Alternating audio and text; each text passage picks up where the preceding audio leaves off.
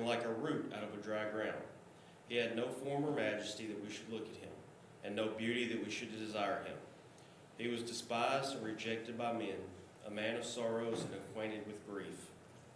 And as one from whom men hide their faces, he was despised and esteemed not. Surely he has borne our griefs and carried our sorrows, yet we esteemed him stricken, smitten by God and afflicted. But he was pierced for our transgressions. He was crushed for our iniquities. Upon him was the chastisement that brought us peace, and with his wounds we are healed. All we like sheep have gone astray. We have turned, every one to his own way, and the Lord has laid on him the iniquity of us all. He was oppressed and he was afflicted, yet he opened not his mouth. Like a lamb that is led to the slaughter, and like a sheep that before its shearers is silent, so he opened not his mouth.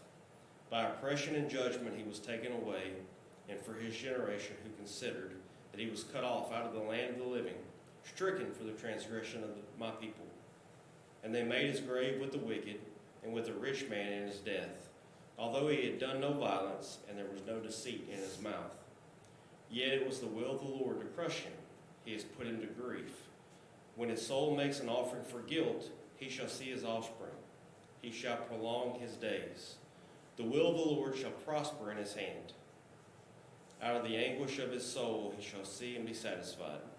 By his knowledge shall the righteous one, my servant, make many to be accounted righteous, and he shall bear their iniquities.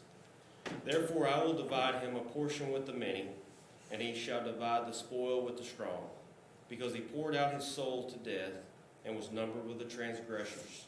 Yet he bore the sin of many and makes intercession for their transgressions. The Jewish people had their thoughts of what the Messiah would bring. If they had really studied the Old Testament or the prophets like they claimed to, they would have known that Jesus was the Christ, the Son of God. Let us think of these things this morning. We'll take